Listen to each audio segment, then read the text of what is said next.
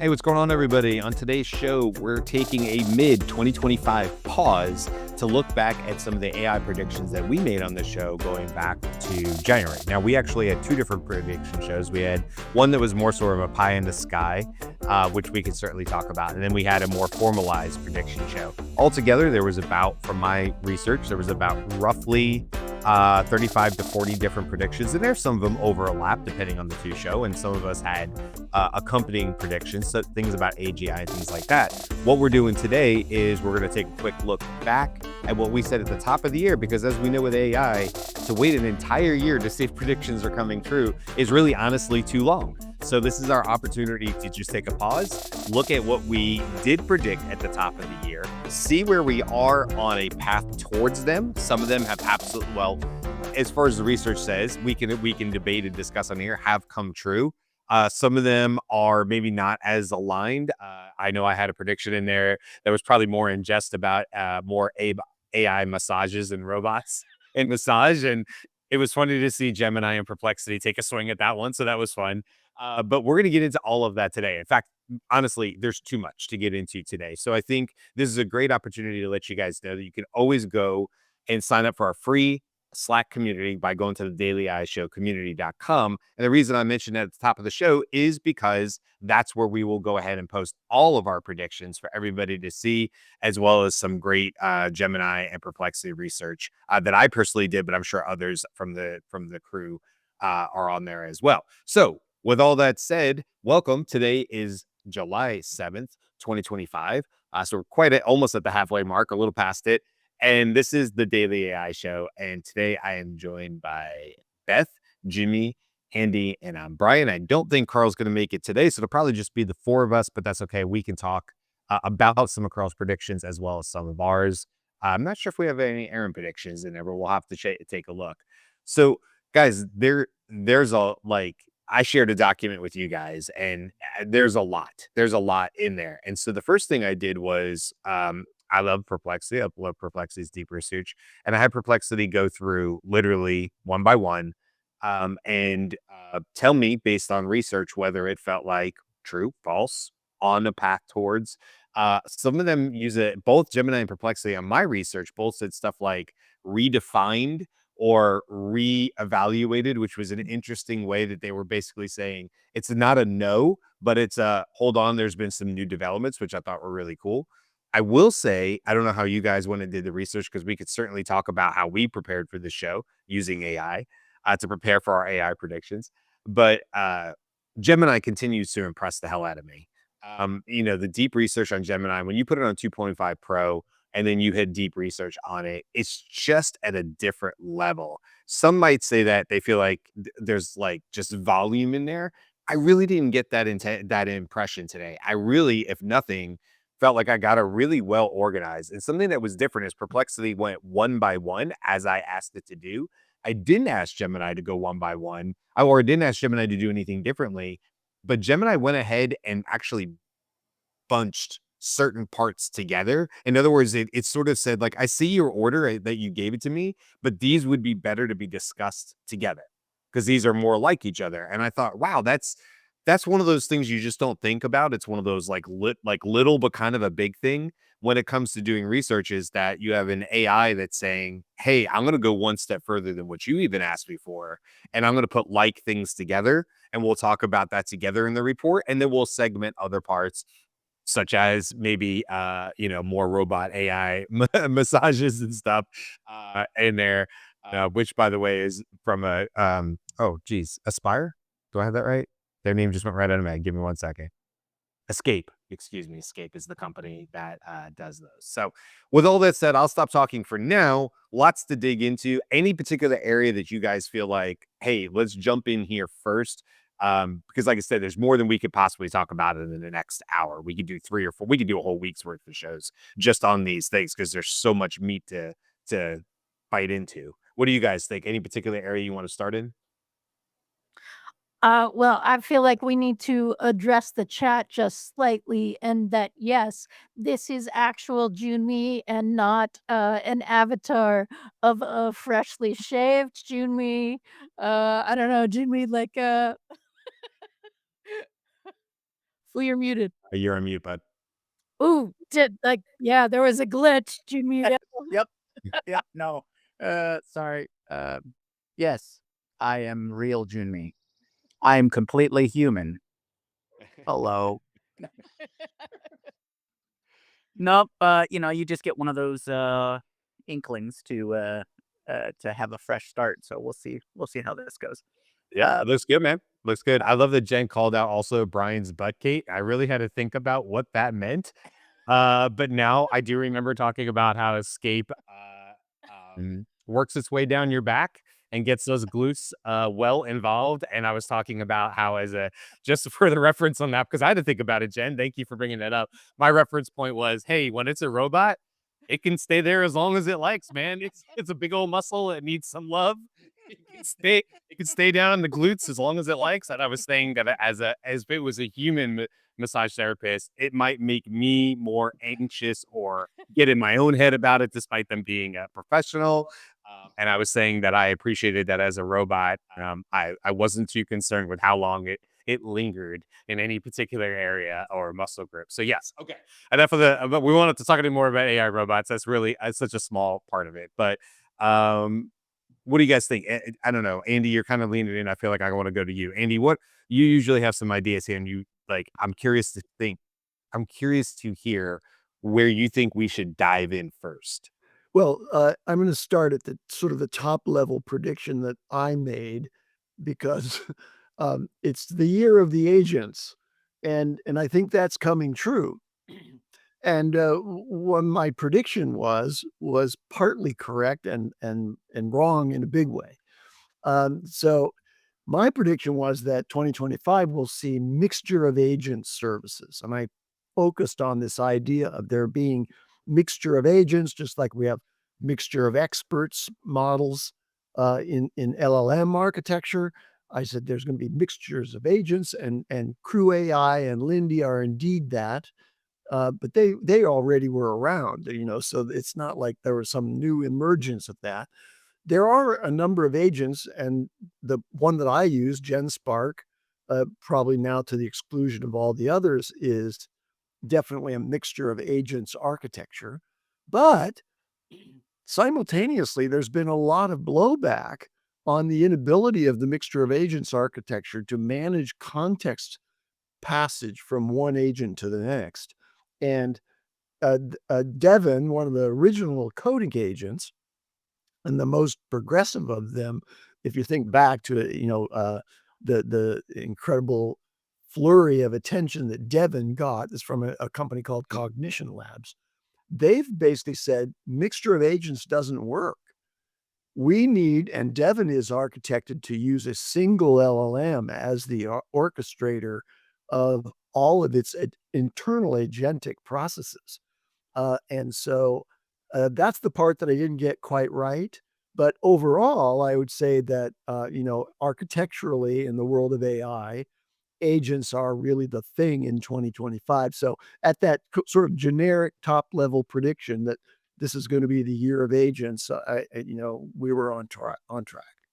And I would say both Perplexity and Gemini agree with you on that one. So Perplexity says, yep, partially true, strong evidence of progress. It gave some stats. We could talk about Gemini's as well. It says, according to Deloitte's research, 25% of companies using generative AI will launch agentic AI pilots or proofs of concept in 2025, growing to 50% in 2027. The autonomous AI agents market is projected to reach 7.63 billion in 2025, up from just 5.4 billion in 2022. And then it goes on to talk about Microsoft. And then Gemini, again, doing a wonderful job of like Perplexity answered the question. For Gemini was like, I see your Perplexity and I will take it to the next level, but I will give you just some of this. It says the market has enthusiastically embraced this paradigm, with tech headlines wildly declaring 2025 the year of the AI agent, kind of in like what you just said, Andy. This momentum is underpinned by significant financial investment. The global AI market, valued at 5.1 in 21, is projected to surge to 47 billion by 2030, reflecting compound annual growth rate, or CAGR, of 44%. And then it goes on to talk about more about why that is. It brings up Crew AI, which you just brought up. talks about AWS, as well as some others in there like Microsoft. So I guess, Andy, what you're saying is yes, on track, but maybe not. I don't want to put words in your mouth. Are you saying, but like maybe and by the way, this is a halfway mark, not all of 2025. So if we're on track, do you feel like your prediction probably by the end of this year will hold? Yes, with the proviso that I think there is going to be a mixture of different architectures when it comes to agent deployments. And one of them will be this sort of individual agent with very large context and management and orchestration of all of the different subtasks that it is generating. And then there will be these others that are architected differently where they delegate to sub agents and those agents go off and do their thing. My prediction was that it was going to be all this mixture of agents approach, and so with that correction, I think we're right. Hmm. You're muted, Beth. We're still seeing that that there are some assumptions that Claude is itself a mixture of agent thing, right? And that O3 or 4.1, like, I think maybe the mixture of agents is under the hood in some ways that I think you were also getting at, and that we just aren't gonna know because those are, part of what the individual companies are putting out as a single model number. Like, we don't know what's happening underneath. Yeah, which I think the user perspective point to make there is that your interface with agents won't care whether it's one or the other.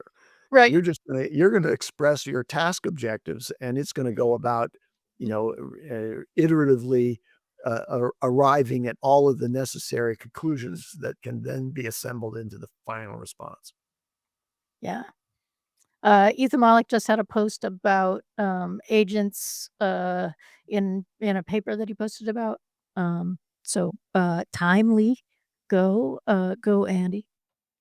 And then I will say, one of the predictions that follows this, I must have been talking about it right after you, Andy, on the original show, was just talking about how it'll bring more agent-like workflows, but they will remain closer to smart workflows rather than full autonomy, like integrating OpenAI and Perplexity. And I also talked about there being more walled gardens around these agent workflows to keep users inside the ecosystems.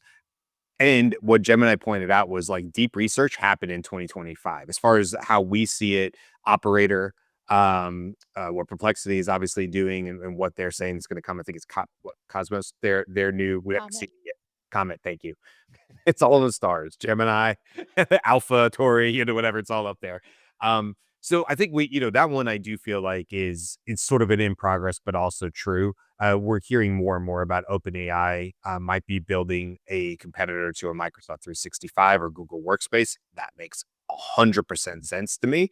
So total sense, I guess, would be the way to say that. So I definitely think, while that's not a like swing for the stars type of prediction, we are definitely seeing that. And I think if I remember right, I was saying their user going to see workflows that handles more steps autonomously while keeping a human in the loop, reducing manual intervention, but not handling money transactions or complex personal tasks yet.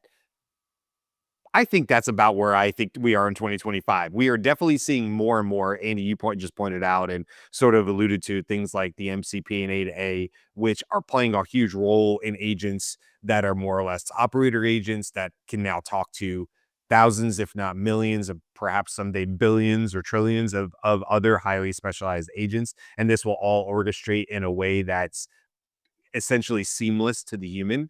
And then as that gets more and more reliable, there's less and less reason for a human to be at so many roadblocks or stops along the way, or checkpoints, I guess would be a way to say it.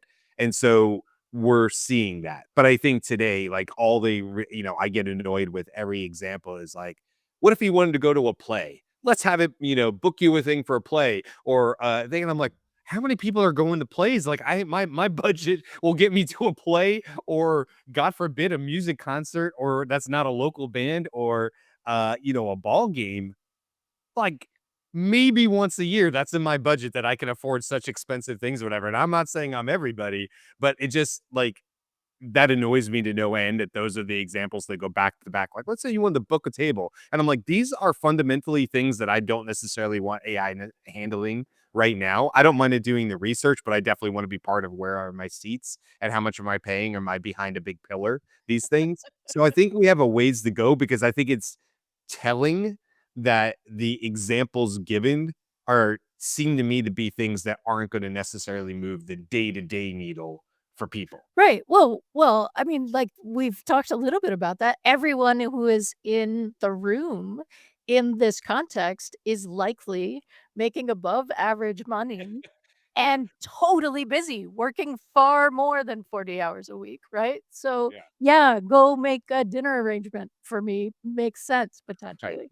Yeah, yeah, in San Fran and all. Yeah, I mean, look, that's funny you bring that up, Beth. It's like, are they building it for themselves because that's their reality, or are they building it for the common worker in person? I don't know, but like to me also what that is those. It goes, Jimmy. You've brought this up many times. It's the idea of like the finely curated examples, and then operator, big splash, we'll see.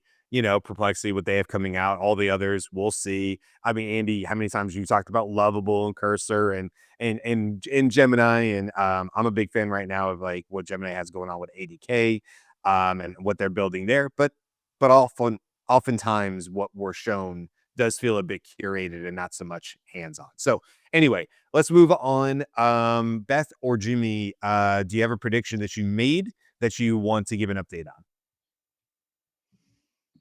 So prediction I made was about edge AI, right? So just as a review, this can be in a couple different forms, but essentially, um, having AI in edge or edge AI is an example of AI that's closest to the user, right? That's either in edge computing or a device that's only one step away from the human or the operator, those kinds of things.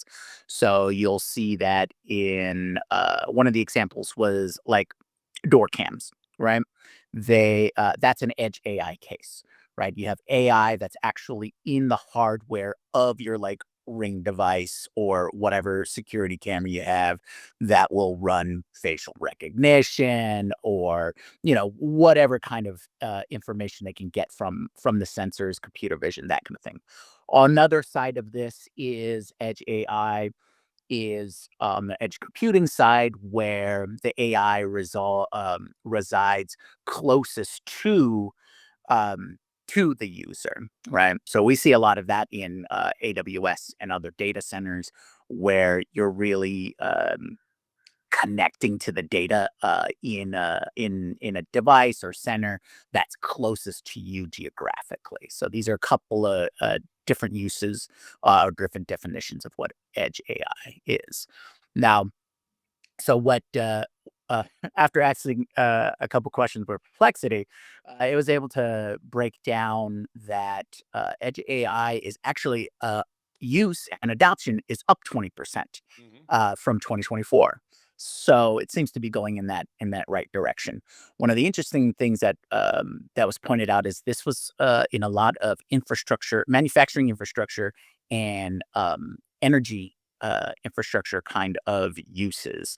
So monitoring, and I suspect other ways to um, create more efficiencies in energy use and things like that because it's right there at the edge.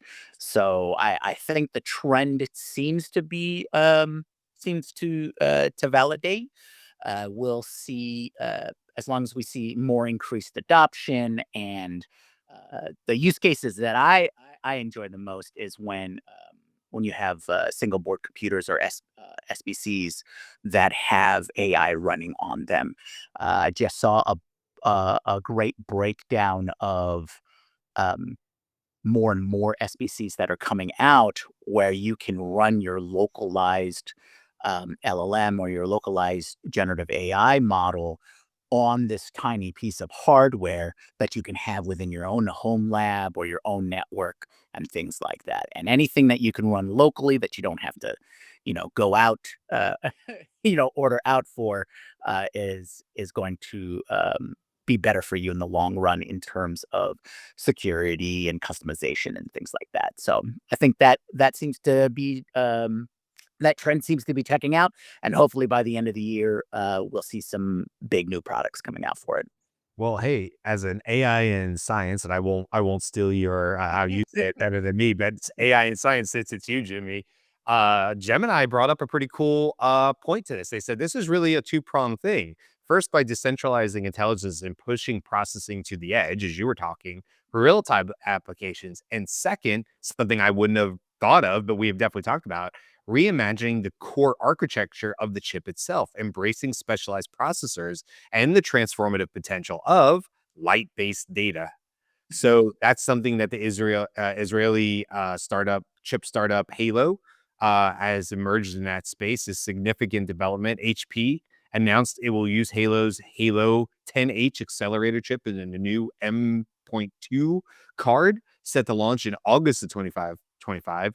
This card is designed to bring powerful low-power AI processing to a range of commercial devices, including point-of-sale systems and workstations for applications like theft prevention and so on and so forth. It talks about Raspberry Pi and Dell. You talked about NVIDIA. It talks about how they're a huge part of this and what they're doing. So yeah, like it's converging, right? Not only is it what you're saying, and Perplexity said the same to me, which is absolutely there is growth in this area. But one of the things I wouldn't necessarily thought about was the hardware side. I would have been thinking more the models are getting smaller, faster, easier. And of course, that means if they are getting, you know, whatever, if they're able to be on a Raspberry Pi, well, of course, that has huge implications. But I wouldn't have thought about the huge advancements in things like, light data transfer and things like that that are fundamentally new or different as far as I know, and how that may actually end up being a huge proponent because of the low power side of it, which means that things can run on batteries or, they don't necessarily have to be plugged into the wall. And they can be rugged, so it Yeah. can be dumped anywhere. So you Yeah, yeah. could have edge AI cases. I mean, like you said, that chip that's coming out is in the MT factor form factor, which is a standard port that you see on pretty much everything. So I imagine. So there's not to diverge too much, but Yeah. there's a lot of emergency or disaster relief kind of projects out there. And one of them is like water reclamation or treatment that can fit in or even generation that can fit in a standard 40 foot, um, Connex container. And part of that is you can have now Edge AI popped into one of those containers and dumped anywhere in the world in like 24 hours, Yeah. and then it could start producing water for the region and everybody in there. So those kinds of things is what I'm imagining we're going to see a lot more of. And I'm not listen, not to bring it down and we can move on, but like national tragedies like we just had here in the States and Texas with the severe flooding, who knows what this will be when National Weather Service or other organizations have data that suggests a historic flood like this might happen.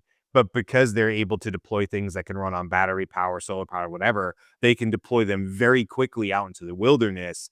But you're still having this whole grid of super powered AI that currently we can only really think about being tethered to an Ethernet or a strong cable or our home computers at the very least. So that gets really, really exciting when, like you just said, like they're rugged. They can be put out into the environment and probably deployed really quickly with drones and things like that. I mean, I don't know if it's good or bad, but imagine a swarm of drones all having that kind of AI capability.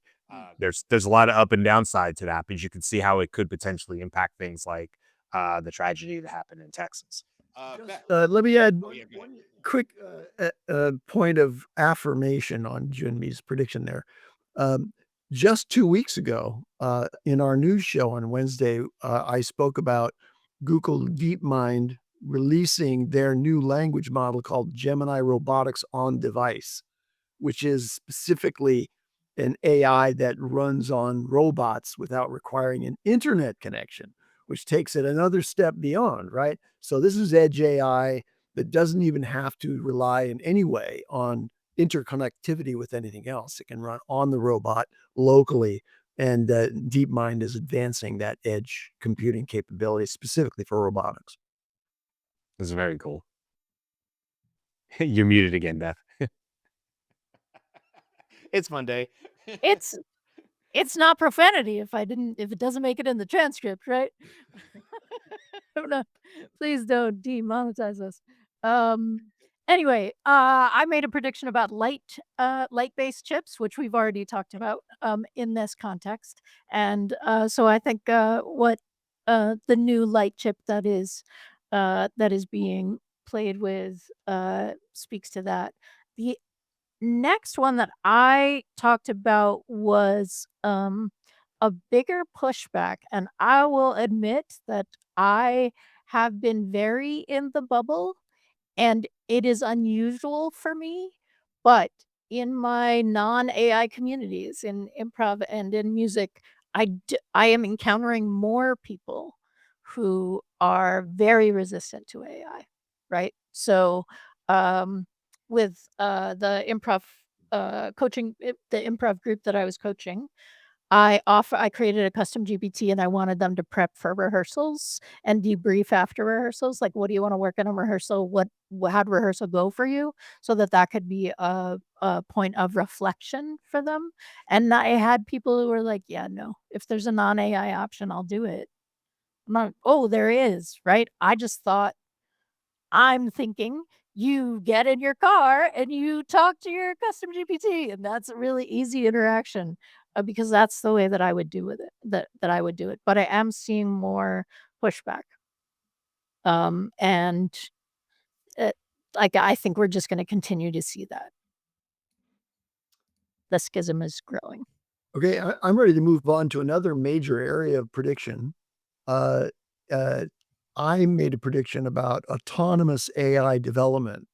And indeed, and what I mean by that is really AI doing self-directed self-improvement, like the Prometheus example that we talked about years ago, where Prometheus, a very advanced superintelligence, keeps recoding itself to be more and more intelligent.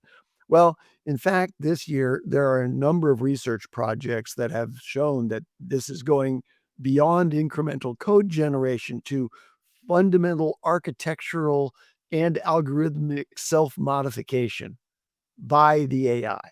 So this is fixing yourself as an AI. So Sakana's AI Darwin Gödel machine, which was just announced in May, demonstrates AI that improves itself by rewriting its own code. Meta has self-rewarding language models that show self-improvement without human supervision.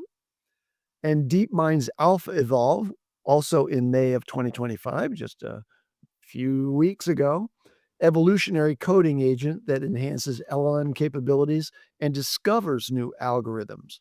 And there are a number of other research papers. So this is a major component of what we see as the approach to artificial general intelligence. One of them is reasoning plus agentic action, combined now with ability to autonomously improve its own capabilities. And that's where we get to the superintelligence part, where the flywheel of improvement is all self-generated by the artificial intelligence, and it way surpasses human intelligence. Okay. So, It this relates to my prediction that, we will hear more about, super intelligence, and, yes, confusion over AGI and ASI definitions will increase in 2025, and, um, woohoo! We just skip right over AGI. Didn't define it, not gonna. what do you I don't know, I wanna follow up on that though, Beth, because that was 3 different we must have talked, like, either Carl brought up AGI, then somebody else did, and then I saw your prediction there, Beth's prediction is that there's just gonna be more confusion, like what you just said, which made me laugh because I was like, "Yeah, I remember Beth saying that." But, like, we've talked about this a lot, we don't have to go into a lot of it, but I'm just curious, Beth, like, do you think it's going to be any clearer in terms of AGI for the rest of 2025, or is it really just shrug your shoulders, agree that AGI has probably happened in small pockets and small windows, and we may or may not realize that it's happening at the time. It may be happening currently, and we just don't necessarily have the definitions to agree upon what is actually there. Or is it 2025 is just the year where AGI is thrown to the side quickly and everybody wants to talk about artificial super intelligence as if AGI was not a stepping stone in that move. I think the main problem with AGI is that it was supposed to be something that what by definition is agreed upon that that it's above it can do more than general people doing general humans doing things across the board. And that is just on its face something that no one is going to agree on, Mhm. right? Like we don't agree on we don't we don't agree on anything. We don't agree on what humans can do, right? Like we don't with that's not a point of agreement, right? Like AGI, if it gets above 85% on these 7 tests, right? Or like the Turing test. Mhm. And in fact, all of those tests have started to fall, right? When you have some sort of agreement on the specifics, Mhm. those things are starting to fall, and I think we're just influenced by the fact that OpenAI is the most recognizable AI company, and they have the most, um, like AGI means the most to them in terms of their structure and what happens, and it benefits, I think, everyone there for AGI to just not be achieved, right? I mean, there's still everybody's pushing for AGI, like, that's the mission. Mhm. And the mission of AGI has means some things to the people who are doing the research, right? AGI will mean that potentially, um, there potentially we could go to a 20-hour work week because things can be done outside of you, right? AGI means that everybody has access to creating their own research about renewable resources or like whatever those specific things mean, but I don't think that OpenAI is gonna reach the AGI point until that's no longer something that impacts what Microsoft gets and how their business can continue. Mhm. And I Yeah. also in no way see part of the other first part of that agreement was that if OpenAI sees another lab getting closer, they stop their research and go help. Like, none of what I'm seeing looks like anybody thinks they're walking down that path, No. right? No, I was just about to say, I was like, do we see any evidence of that? But you're right. That was some of their core tenets. Forbes, and this is coming out of the Perplexity research, on your point, noted in 2025 that Altman has been, quote, moving the cheese when it comes to AGI definitions, suggesting strategic repositioning of goalposts. This definition confusion is exactly what Beth predicted. So Perplexity is like, yep, Beth nailed this one, and I agree with you. I think it's gonna continue. Now, Beth, you and Carl, who's not here, but maybe you can talk to your part of this. One area that came up in several different predictions was healthcare. Mhm. And so, one of the predictions, and now I may have perhaps lost it as I was talking, but I think Carl's was larger, and it may still happen, by the way. We're only halfway through the year, but Carl had made a prediction, and this could have been a pie in the sky one from one of the two shows that AI will help cure a major disease within 2025. And honestly, what Perplexity and both Google said is like no, but also huge improvements in that direction. Beth, and I scrolled unfortunately because I was answering the AGI part of it, but you had said something about it will have more of a nuance. It will have a major impact in, I think, maybe like disease prevention, or perhaps you were talking about your experience with Alzheimer's. I'm not sure, but what I read at least was that Perplexity was like 100%, just like what Carl's answer. We are definitely moving in that direction. Where do you feel like at this midway part we are towards your particular part of that prediction? So, what I have as like my wording around the prediction is that people will begin to insist on AI in the loop for areas like healthcare and finance. Like, are you making use of AI to stay updated and those sorts of things? What I will say is that I haven't seen the big announcements like AI cured blah blah blah blah blah, right? And in fact, the thumbnail for this was AI cures cancer, right? Because that's the big one and those kinds of things. But we are seeing more and more stories of people on the edges of medical situations like um sharing all of their medical information with an AI. The story that I'm remembering that came out this weekend was somebody posting that they've had symptoms for 10 years and unexplained. They've been doing a bunch of things. They did spinal scans and all sorts of stuff. They didn't go into a lot of detail about their symptoms, but they said that they had ChatGPT review everything and ChatGPT came back with that, the recommendation that they do a genetic test for a particular, mutation on a particular gene because everything pointed to that with the exception of normal B12 levels in their blood. But the research says that sometimes this mutation gets in the way of being able to, take advantage of the B12 in your bloodstream, so you need to, like, do more, and it's a methylation is that it? Myelination? Myelination, not methylation.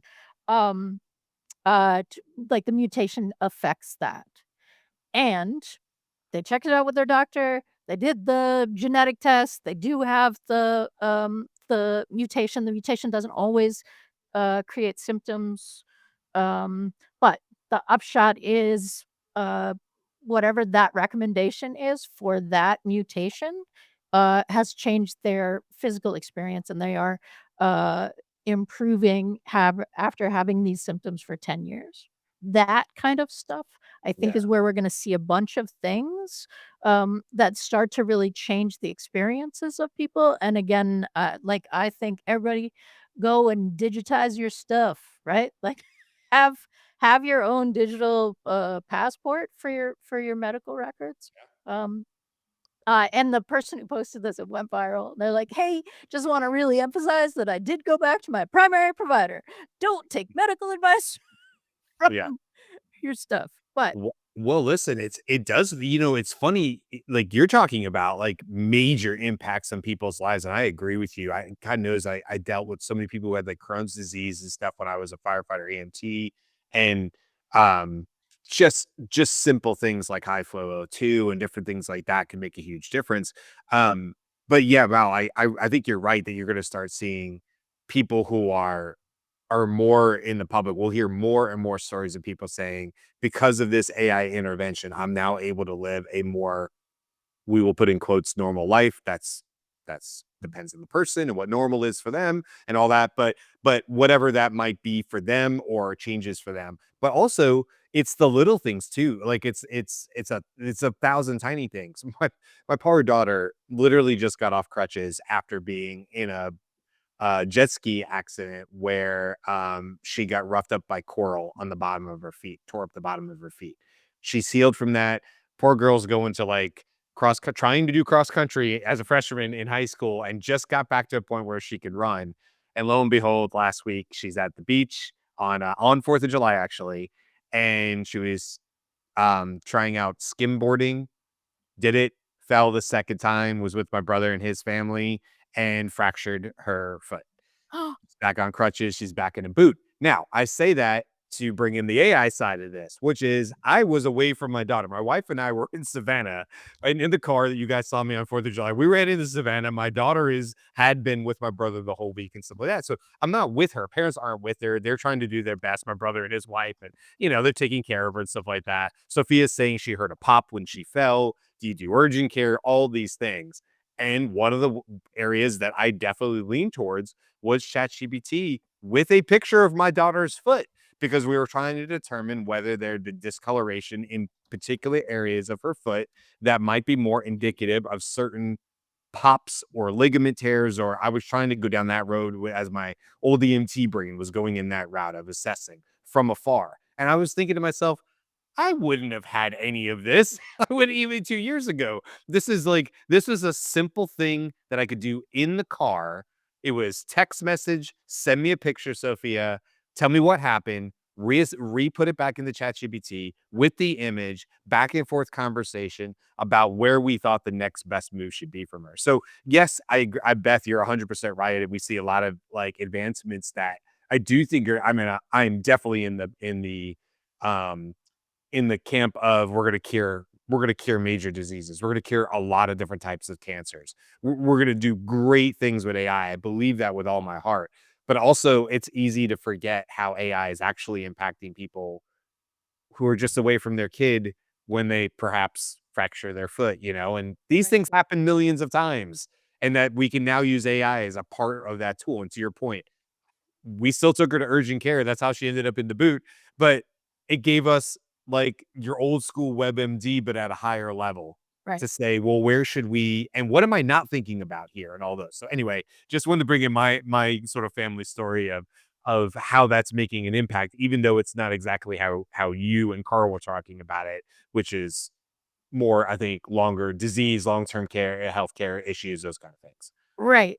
And at the bottom, like at the genesis of all of it is, uh, can can this help people feel well and live longer? Right? Like Yep. that's the whole point. Yep. And both of those on both edges the impact is felt, right? Like, because I don't care personally, I don't care if there are only 12 people who got some relief from a thing who also lived in Massachusetts, right? That's not going to make anybody's medical journal. I'm Right. into it. Does it harm me to check it out? Right? Like, cool. But And I'll just give a quick shout out to go listen, not this Saturday, but the previous Saturday's conundrum episode, which was about what Beth is talking about, which is yes, digitize your data, but then it becomes an issue. The conundrum was about the haves and have nots of, is it really just our poorer communities that don't have the digitized version of the health records and therefore cannot get the AI help potentially in the future, and so on and so forth. So I just wanted to just a quick shout out. If that interests you, if that piques your interest as you're listening to us, I would recommend going to listen to that. It's like 12 minutes long. That conundrum episode from 2 Saturdays ago. Because it's exactly about those points about how we have these amazing things coming, but who has the data, who has access to the data, what AI can help them with the data, and so on and so forth. And does it really end up causing bigger problems down the road? Now, Andy, I was thinking about you as Beth was finishing up because, we think about you a lot as our sort of guru when it comes to health and living healthy and longer. And although I don't have a pivot into that direct space in case, unless you have a prediction in that area, I did want to bring up one of your predictions, which was about what you called a potential, I think this is a quote, neo-Luddite movement as people resist job loss from automation. You were, I think, referencing in this case sales and marketing, but I think you could perhaps go farther than that.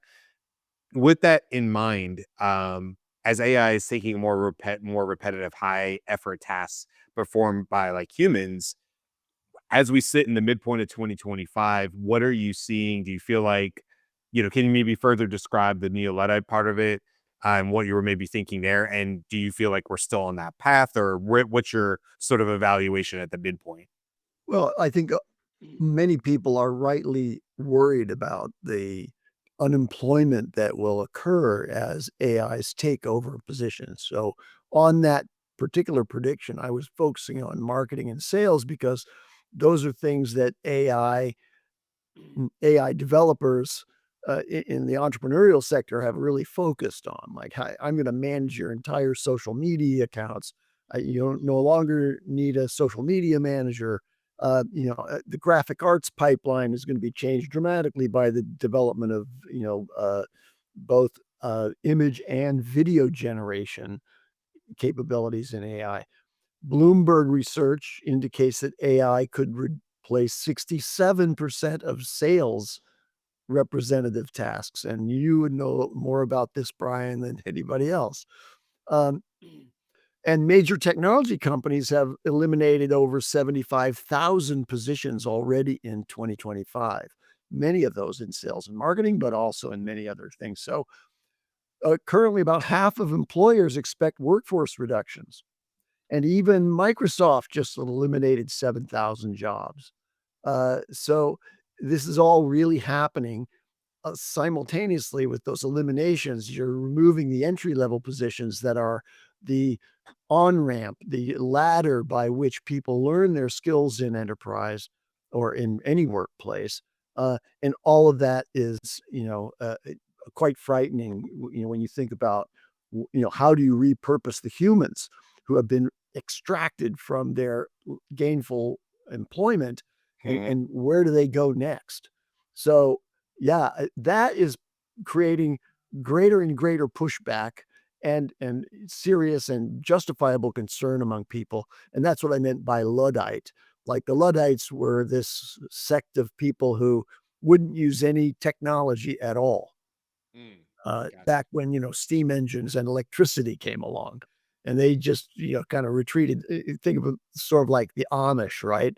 Who, Mm. no longer are so completely divorced from technology, but, their original premise was that, the agricultural, bucolic life is the right one for humans, and in their approach. Luddites, by example, are also ones that pushed back against the encroachment of technology. And this technology has not only an encroachment on the way that we live our lives, but also fundamentally threatens the basic underpinnings of our economies for human workers. So yeah, that's all real.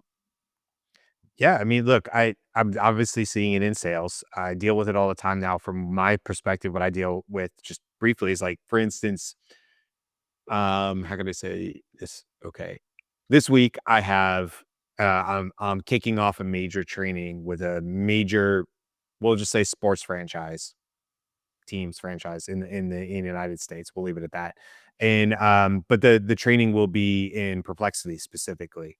And I'll be working with all parts of their sales teams and their sales reps on how to effectively use Perplexity and research and things that they need to do or whatever. So in that case, it's much more of a, hey, we have this new tool, we're implementing it, and we need help making sure that our team knows how to use these tools to the best of their ability. But I definitely think to what you're talking about too, Andy, is what I've also seen is almost like this aggressive, mean, knee-jerk reaction to sometimes some of this AI, even if it's well intended. I think we saw this with Duolingo.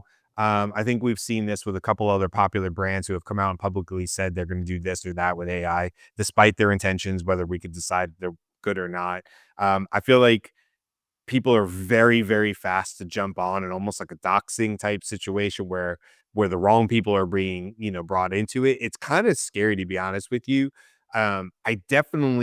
I don't know that it'd be the neo-Luddite because based on what you explained, it's not that they're pushing back against technology. What I'm seeing is that people love to jump on that bandwagon if they feel like a company, a person, Timberland, the producer, there was pushback on what he was doing with Suno and AI and things like that, and how people like to pile on that. And I'm seeing it in the entertainment industry. Dreamy, you could talk more to that. I see it a lot with the movies. Obviously, that was one of the earlier indicators of that is, hold on, are we going to push back against AI being part of this movie? And the reality is it's already there, guys. It's already being used in all different parts, just like CGI was 20, 30 years ago.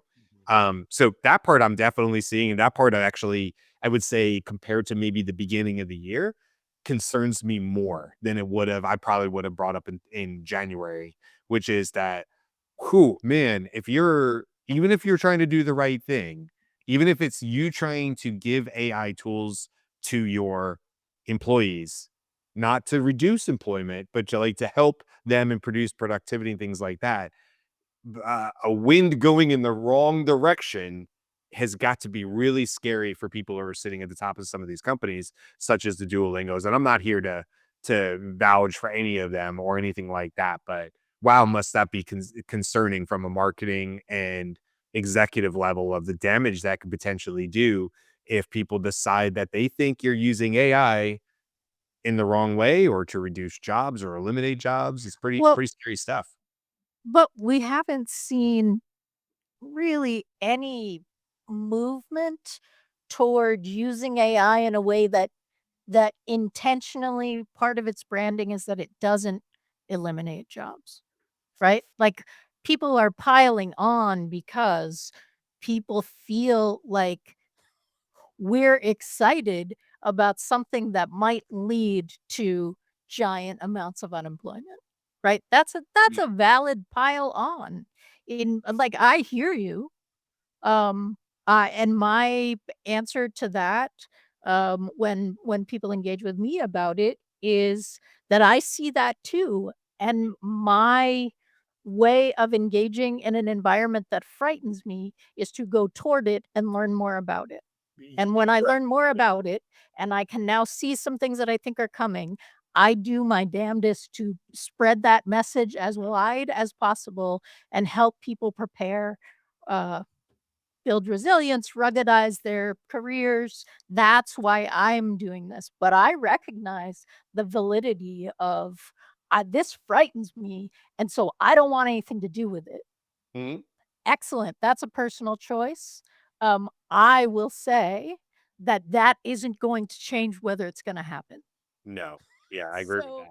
This isn't a head in the you sand. don't have to You use can it. do it. You can put your head in the sand, but it doesn't. Yeah, I agree with you. It does not change the fact that this is perhaps the largest technological te- technological revolution ever. It will surpass industrial, it will surpass internet, it will surpass, when 20 years from now, when we have the opportunity to look back with 2020 hindsight and say what really happened in the early 2020s, and how did that affect everything. I think it's the same way we talk about 1999, 2000, these eras where the internet was becoming available to everybody, but like 10x order or 100x order of magnitude. So I agree with you. And I always say, I'm like you, Beth. Like, I don't know why I say like you. I don't want to say that. What I will say is this: I'm always aware that I might be AIing my way right out of my own job. Like, but I'm more like you, Beth. My response to that is, you'll never catch me. You'll never catch me.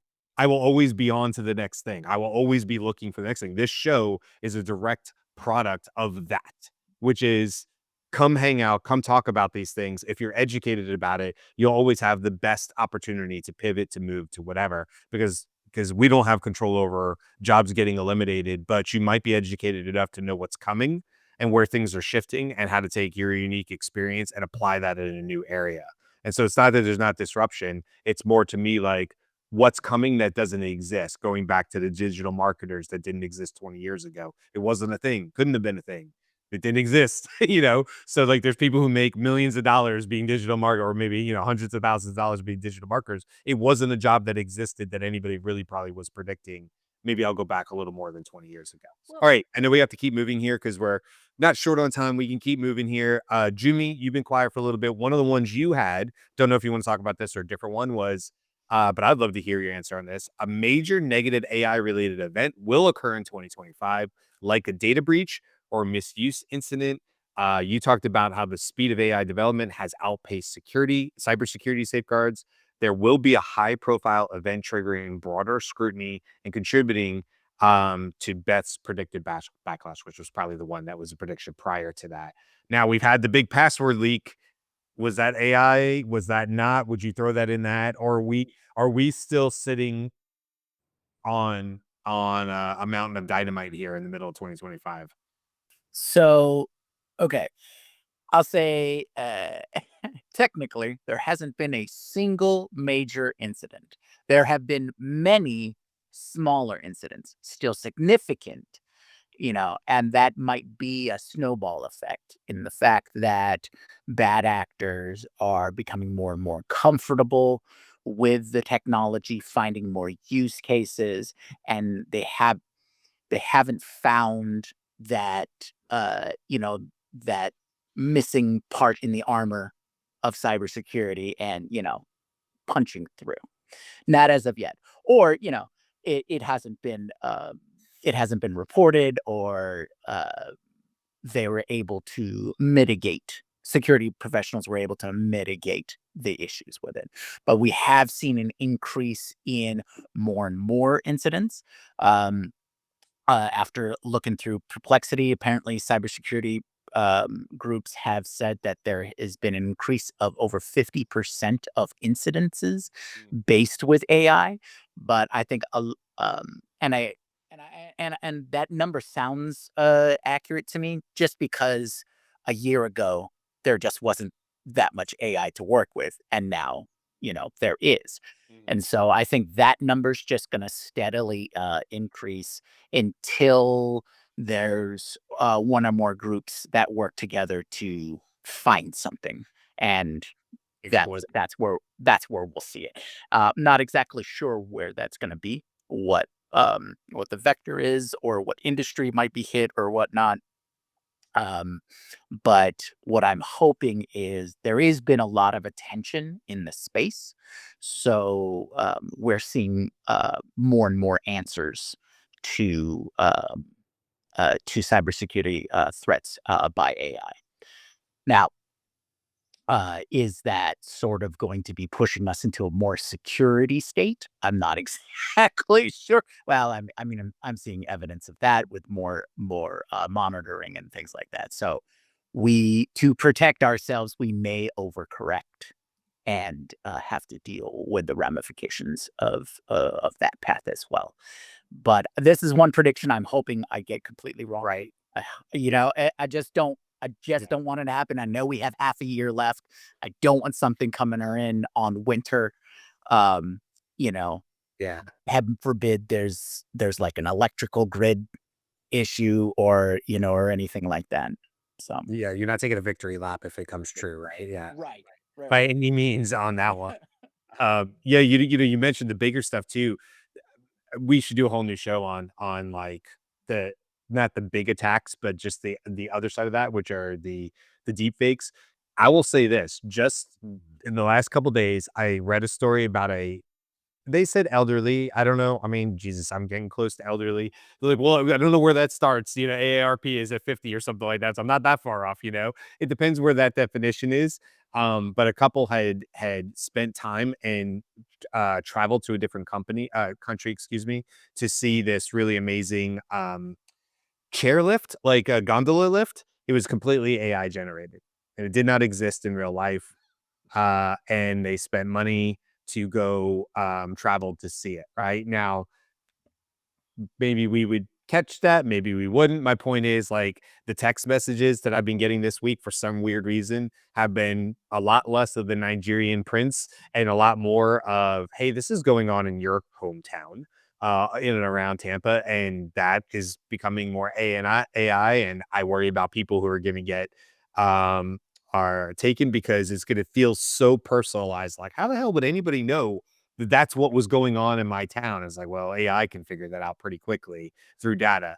And then my other thing was just today, just this morning, people complaining about, Ethan Malik was complaining about it, but somebody else was also complaining about LinkedIn, and talking about how they didn't like, certain predefined, pre-filled buttons. And other people were talking about how, LinkedIn wasn't what they wanted it to be. And I think AI is going to have a huge impact on that as well, in terms of what's being put out there in the feeds for people, and what feels like very personalized things that you would want to react to, but maybe have some ulterior motives to it. So it's a death by 1,000 cuts. I think, Jimmy, is what I'm concerned about, which is different than what you're talking about. I know, but if I had to throw a prediction in the middle of 2025 that I didn't say, one would be that, yeah, in the next 6 months, I think we're going to hear some really depressing stories about not just somebody spending money to go see a gondola that doesn't exist. That sucks. And I feel bad for that couple, but it probably didn't change their life per se, unless it was like all their money. But things where people have clearly taken advantage. And I think it's going to be not the typical, I got a text message and it said I owed money for tolls and blah, blah, blah. Not these things that we all say, oh, but I would have known. I think it's going to be stuff that a lot of people go, if that had happened to me, I think I would have bit.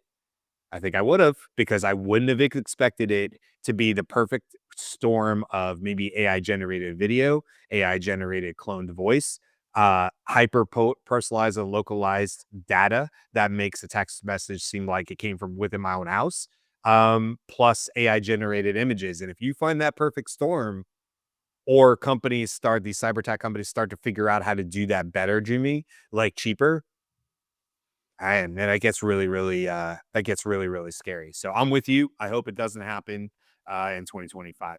Okay, as we're sort of at the hour mark, but I feel like I told you guys at the top of the show, to everybody listening, we had so many predictions over these two shows that we couldn't potentially get to all of them.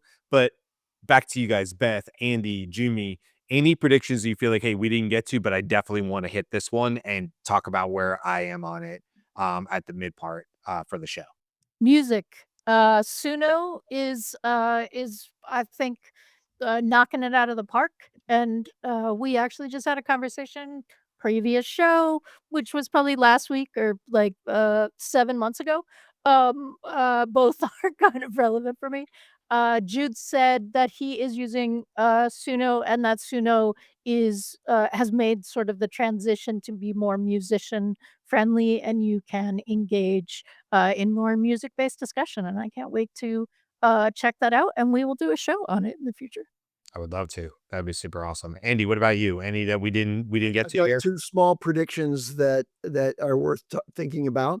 One of them has to do with I made a kind of a lame prediction that robotics would use visual multimedia models, and I specifically cited VO as one, but that's not the direction it's going. However, all the models that are being developed expressly for robotics are called vision language action models, VLAs.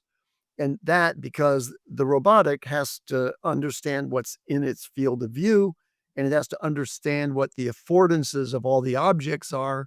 That affordances is a term that's being used to say, okay, well, a chair affords sitting, a button affords pressing. They have to understand those things in order to pursue the action. So, yes, multimodal visual models are really happening in robotics. The other one has to do with a prediction I made about something that it was recently or was then recently in the news, which was Meta put out a paper and got a lot of research attention around their idea for LCMs, large concept models. LLMs predict just the next token, which is a fraction of a word, especially if you use big words, like it's going to be 4 tokens. And each of those sub words are predicted one at a time serially by models. There are ways to use diffusion models to do prediction of words in a different way, and that's being explored as well. But this concept model, large concept model, has gotten industry recognition that concept level understanding is a significant advancement against LLMs that are based on just single token prediction. And so it is happening. They show improved efficiency and reasoning capabilities. And so while it's not like a big thing in 2025 yet, I think you're going to see the emergence of large concept models. Meta published the first sort of demonstration of that, but there will be many other companies that are going to go beyond single token prediction, and that's going to be a major trend in 2025. Yeah. 100% agree. Okay, well, what we didn't get to, and we just don't have time for, is we talked about embodied AI. But if anybody saw online the videos of the robots with the cowboy hat running around Austin, Texas, and shaking hands with, oh no, oh, I can't believe we got kicked out at the very end there. Let's bring it back. got kicked out at the very end. Was it me that got kicked out, or was it you guys that got kicked out? Anyway, that's Borrows. who knows. The rate since we went over an hour, I think it's the AI getting mad at us. This is a streaming platform. It is designed more for, like, the multi-hour streamers. We're Yeah, just you're right. It freaking should. it out. Yeah. Uh Anyway, we didn't get to embodied AI, but we will certainly touch on robots and all of it because it's one of those things you have to talk about at least quarterly. Otherwise, you're behind on it. So we will certainly have more shows coming up on that. Like I said, I will at some point put the whole prediction list inside the Slack channel so you can kind of see all the different things we talked about. You can decide for yourself whether you think we made it there or not. I can also share both the perplexity and the Gemini results if you care to dive in and delve just a little bit deeper into that information. All right, with that, we're going to wrap it up for today. Thank you for everybody who's saying they love the prediction shows and the recap shows. Like, yeah, we love these too, obviously. That's why we've gone over time with it, because we could talk forever about what's happening, what's going to happen, where we think this is going to go. This is a great time to do it. And of course, at the end of the year, we will recap again. And of course, we will always give you our big old predictions for 2026 when it gets closer to the end of the year. So that's it, guys. This is episode 501. Thank you for hanging out with us today. Don't forget, you can go over to that Slack channel I was just mentioning. That's over at the Daily AI Show community.com. If you want to find out more about the show, if you want to know about the Sci-Fi AI show, the Conundrum show that we do, if you want to know about the newsletter, then I suggest going over to our main website, thedailyishow.com. We always appreciate a like or subscribe if you like what we're doing. That helps us out greatly as we continue to grow the show as well as the whole Daily AI Show network. That's it for today, guys. Have a wonderful day. And with a goatee-less Jimmy, all right, take us out. Let's see if it sounds the same when you don't have the goatee. Aloha.